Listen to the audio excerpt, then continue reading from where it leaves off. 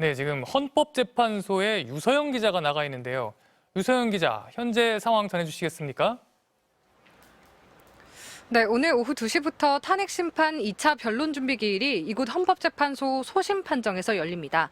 수명 재판관인 정형식 이미선 헌법재판관이 심리를 맡게 되는데요. 재판부는 지난주 쟁점 정리를 대부분 마무리했습니다. 계엄 선포가 위헌 위법적이었는지, 또 계엄 포고령 1호의 위헌 위법성 여부, 군경을 동원해 국회 활동을 방해한 행위, 선관위 전산실 서버 압수수색 행위 등 4가지로 우선 추렸습니다. 비상계엄 당일 계엄군 체포명단에 김명수 전 대법원장, 권순일 전 대법관 등 전 법관들이 있었다는 공통된 진술에 따라 이 부분을 별도 쟁점으로 추가할지도 논의할 걸로 보입니다. 증거 정리도 이뤄질 예정인데요. 앞서 대리인단은 계엄 당일 군병력이 투입된 국회와 선거관리위원회 모습이 생생히 담긴 방송 영상 등을 헌재에 제출했습니다. 체포영장이 발부된 뒤 관저 앞에 모인 지지자들에게 윤 대통령이 건넨 편지도 냈습니다. 윤 대통령의 가장 최근 인식을 보이는 것으로 국회 측은 윤 대통령이 헌법수호 의지가 없었다는 물증으로 활용할 계획입니다. 양측의 증인 신청도 이뤄질 전망이고요.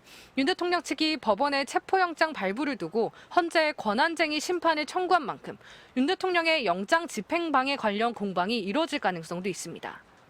네, 오늘 윤 대통령의 체포영장 집행이 이루어질 수도 있는데요. 탄핵 심판에 미칠 영향은 어떻습니까? 네, 일단 준비 기일에는 당사자가 나오지 않아도 돼서 오늘도 윤 대통령 측 대리인단만 출석할 전망입니다. 본격적으로 변론 절차에 돌입하면 첫 변론엔 당사자가 나와야 되는데요. 다만 나오지 않는다 하더라도 다음 변론 기일을 잡는 데는 문제가 없고 출석 여부와 상관없이 진행됩니다. 헌재도 오늘 기일 변경이 예정된 건 없다고 밝혔습니다. 1차 기일 당시 윤 대통령 측 대리인단은 헌재가 요구한 비상계엄 선포 경위 등에 대해 사실관계를 다투겠다면서 다음 기일까지 답변서 제출을 약속했는데 오늘 오전 이를 낸 걸로 파악됐습니다. 윤 대통령 측은 국회 측이 요청한 내란 사태 수사 기록 확보 절차를 멈춰달라는 의견서도 냈습니다. 자신에게 불리한 기록은 어떻게 해서든 막겠다는 걸로 보입니다.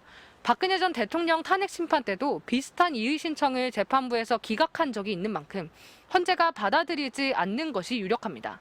헌재는 다음 주 월요일 8인 체제로서의 첫 재판관 회의를 열고 윤 대통령 탄핵 심판 등을 논의할 계획입니다. 지금까지 헌법재판소에서 전해드렸습니다.